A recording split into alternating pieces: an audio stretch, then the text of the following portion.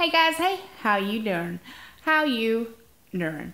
So today I'm going to come to you and just talk a little bit about what's been going on with me. First things first, I'll get it out of the way, is my uncle died today, well technically yesterday, and as this right now, I don't know what happened.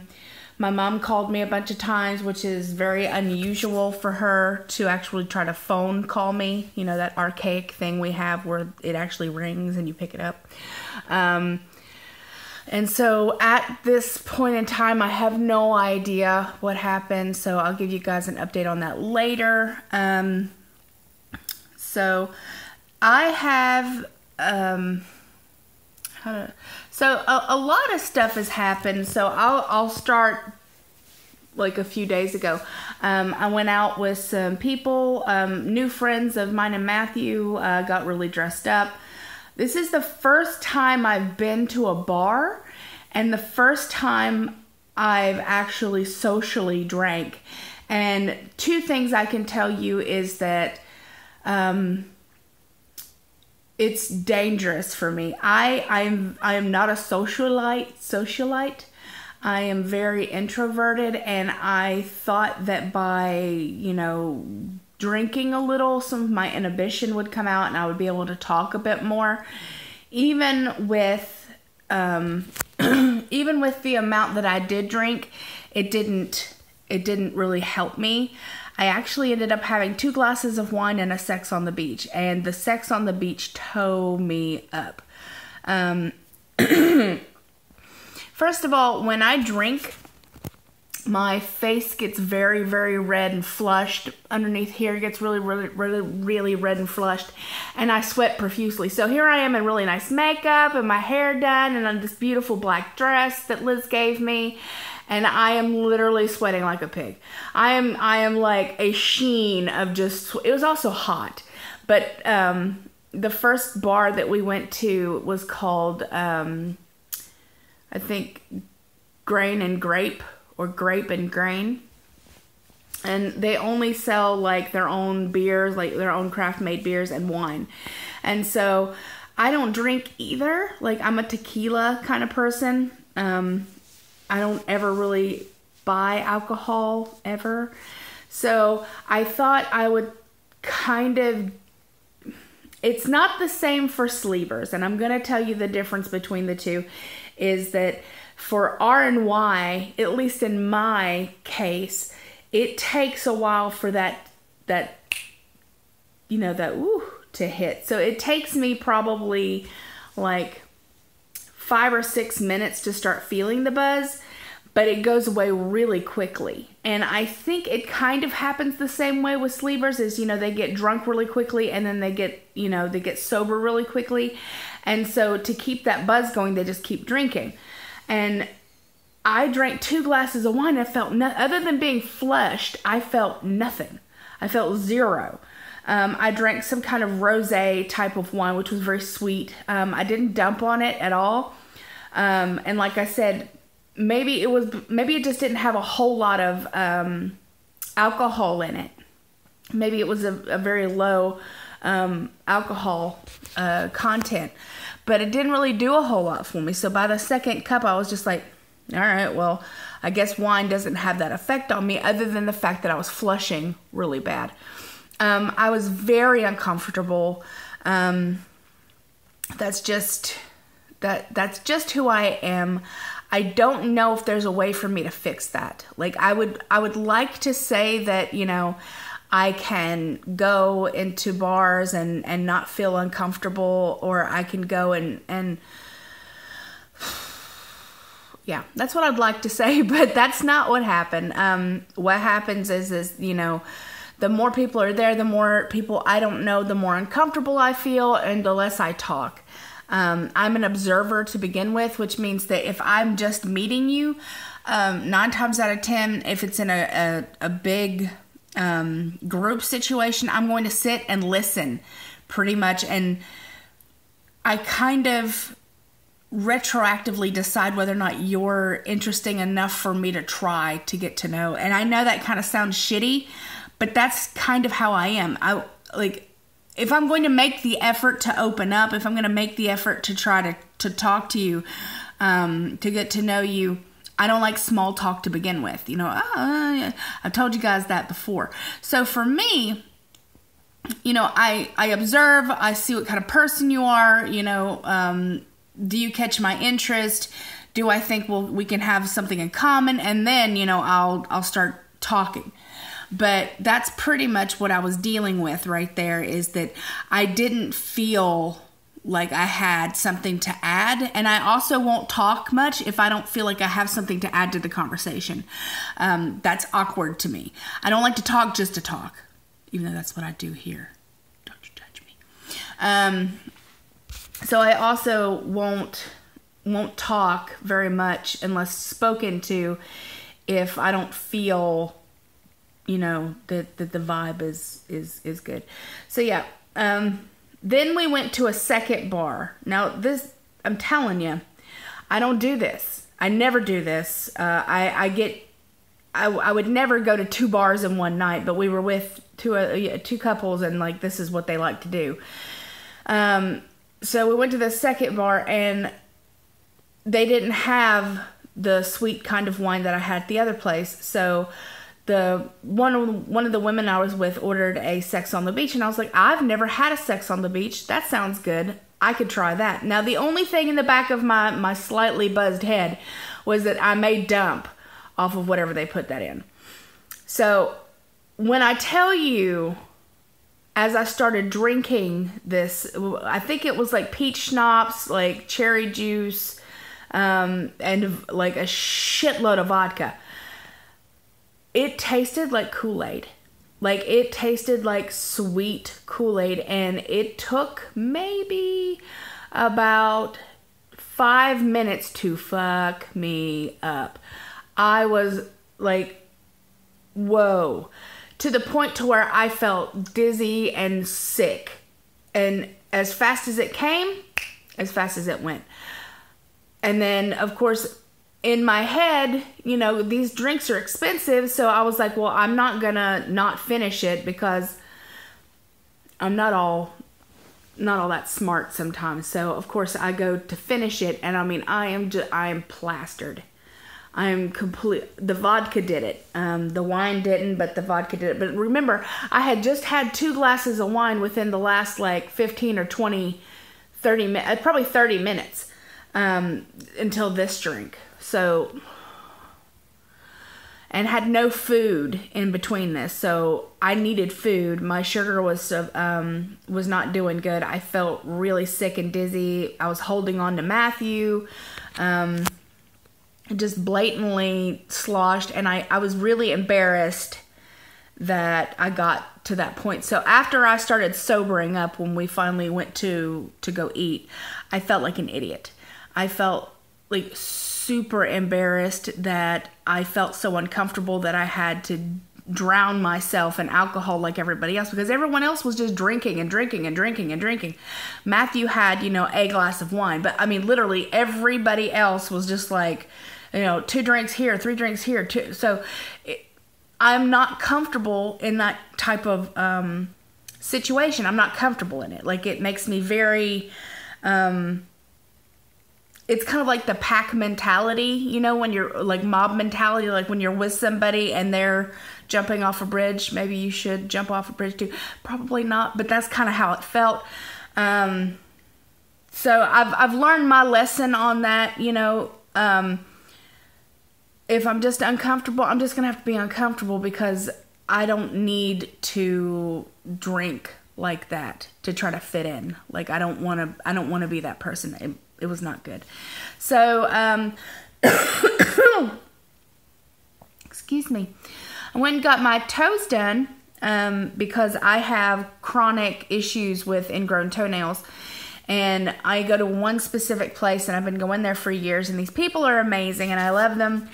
And I had not been back since my my band removed, but they knew I was having surgery, because before I got my band removed, I told them, you know, I'm going to have surgery, so I'll be gone for a while. And so I walked in, and I see Annie, and, you know, I go sit down, and she's working on my feet and stuff like that. She's like, oh, you know, And it's very broken English. I'm not being racist, but I'm gonna, for funny, I'm gonna tell you what she said to me. She was like, I remember when you were more big fat. And I was like, I'm sorry, what? Like, I just looked down at her. She's like, you were so much more big fat. And I was like, I suppose I was. And because when I first started going to this particular place, we were living across the street. And we had just got here, and I was closer to 400 pounds at that point in time. So they've seen me slim down quite a bit. But for them, for her to be like, to put it as more big fat cracked me up. You know, and then she was telling me, she was like, how many more surgeries do you have to have? And, you know, I was telling her that I have to have one more in probably sometime in September. And, you know, she was like, you're doing so good, you know, I worry about you. It was just really, really cute. But the fact that she chose to tell me that, hey, you look really good, like you've lost a lot of weight, is I remember you when you were much more big fat. I'm going to use that from now on. I'm going to be like, matter of fact, anybody on my YouTube channel that comes to me and tells me they've lost weight, I'm going to be like, I remember you when you were more big fat. I think it should be a thing. I think we should do this. The next thing I will talk about is today. Today was no bueno. Sorry, Saki's having a nightmare. There you go. You guys wake up. There you go. So, I got up, got dressed, went and got a Starbucks in my Starbucks cup. This has got click in it, by the way. And I get a sugar-free cinnamon dolce frappuccino with the whipped cream blended in. That's it. So I ordered that. And I go across the street to the commissary, and I walk around for an hour and a half because it takes them forever to shave deli meat for you. So I'd ordered deli meat, and I kept coming back up. I was like, are you guys done? Are you guys done? No, we're not done. So finally, you know, I go and get the deli meat and everything. It's been like an hour and a half. I've got my entire cart full. I'm ready. And I can't tell you how many people are actually inside the commissary a few days after being paid. I'm telling you right now, you just don't get it. So very, very upset that this happened to me. And it goes to show that I am not healed from any of my afflictions that I've ever had with my social anxiety, my panic attack disorder, and my agoraphobia, because here's what happened. Matthew went and picked up my medicine on Friday. I had to have a bunch of medicine picked up on Friday. And that meant that he had my ID in his wallet. Well, I forgot all about that. So you have to have your ID here on base to get groceries. I didn't have it. I didn't have it on me. Now, I'm hot. I'm sweaty. I just walked around for an hour and a half. You know, there are umpteen bajillion people in this place. So I am now frantically searching through my wallet and everything, my wallet and my purse to see where it is. And like the guy at the cash register, see, I'm getting frustrated. The guy at the cash register was all like, oh, you know, come on, lady. You know, no, where's your card? He's like, are you even in the military? And I was like, I'm not in the military, but my husband is. I can give you his military ID or whatever. And he's like, no, I need your actual ID, blah, blah, blah, blah, blah. And I was like, he's like, do you need me to call the manager? And I was like, oh, God. And then there was like people in line behind, because I'm telling you, the first couple of days after you get paid, the commissary is ridiculous, but we are pretty much out of everything, which means I have to go back and do this tomorrow. So I was like, okay, well, you know what? I can go home and I can just go get the card, and then I could come right back. And thinking that they would hold my food, like, I was like, can you guys hold this? You know, I only live right up the street. No. No. No. So that means tomorrow I have to go right back and pick up everything all over again. And I had a meltdown in the car and called Matthew, and Matthew was like, you need to come home. And so I did. And of course, you know, him being awesome as per usual, loved on me and made me feel good. And like, I wish little things like this didn't drive me off the deep end. Like, I wish I could just be like, okay, well, I just gotta come back tomorrow and do it all over again. And why they wouldn't hold my stuff for me long enough, I don't know. I don't, whatever. Maybe people do this all the time and they figure they're not gonna come back, or it was frustrated. So, I'm already at like 16 minutes, and then I have clips to show you. So I got my eyebrows waxed and my lip waxed. The stuff that I noticed is that because my skin is so sensitive, I now have little kind of ripped off blistery type deals, especially like right here where she got that. So I need to be more careful. It was an impulse thing to get my eyebrows fixed. I'd never done it before, and I was like, well, maybe it would make me look cuter. And I was like, I really don't know that huge of a difference, but hell, you only live once. I also went into Old Navy and I tried on some bikinis, and I was very, very upset with the results. For somebody like me, which is what I'm gonna show you guys, but I think it's important to show you, if you have a lot of extra skin still, you know, it's not the fact that I'm fat. That's not the issue. That's not what bothers me. That I didn't give a shit one way or the other. It's the top. So you're gonna see that a lot of my skin and stuff, had I jumped in the water in this damn thing, my titties would be floating on top of the water, scaring all the kids. So that was not gonna happen. I have too much skin on top and side boob and, like, you know, the sides of my my, you know, arms and stuff like that. A regular bikini top is not going to cut it. So what I have to find is a bikini that's high-waisted, because the low-waisted is almost, how to put that? The regular normal girl bikini will not work for somebody like me. No. So I need a high-waisted one. They didn't have any polka dots, which made me very sad. And I need the top to have some kind of underwire or boning or something to try to keep all this hot mess in. Because I want to start going swimming, but the bathing suit I have right now is actually way too big and won't hold anything.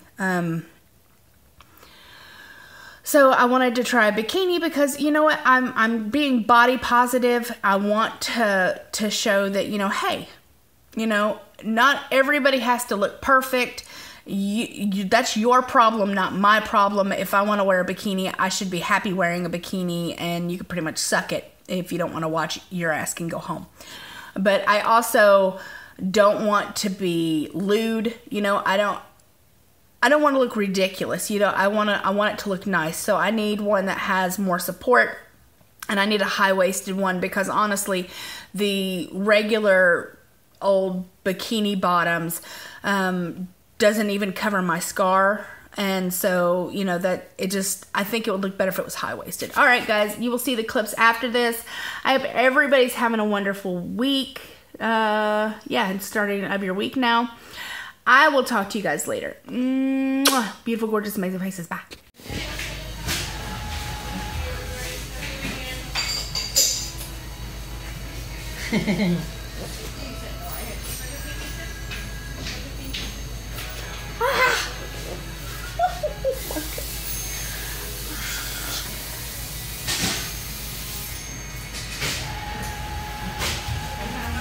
Cô là ai?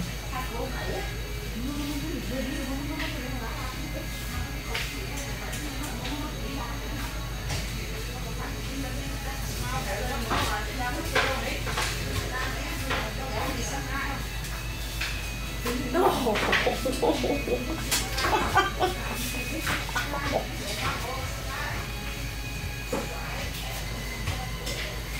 my eyes water.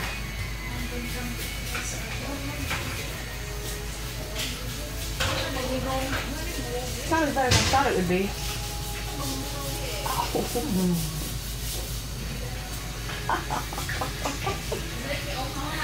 Gonna be a line on that part.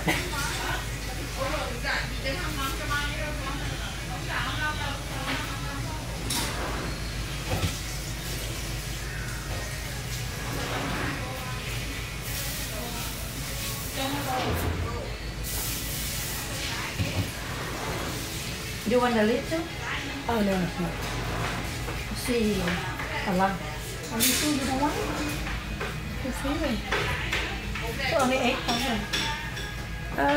It always goes back really dark when I do that. He's not fresh. See, take out, he's not fresh. Really? Okay.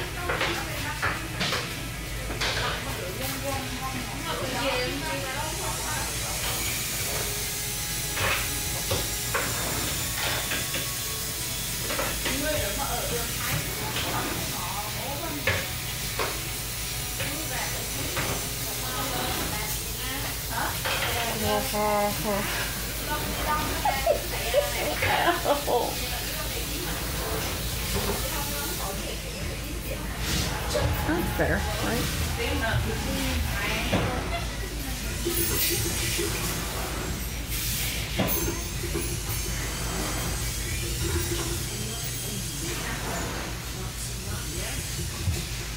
Oh, that one hurt a lot worse. See that, but wow. See, a lot, 1,000 here. Good Lord. Oh, you can't really see it, but You see it? Yeah, ew. A lot. Oh, that hurt.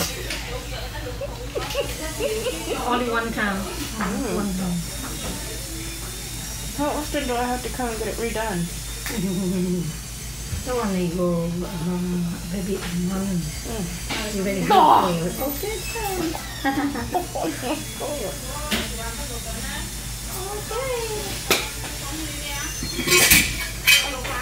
Sweet Jesus.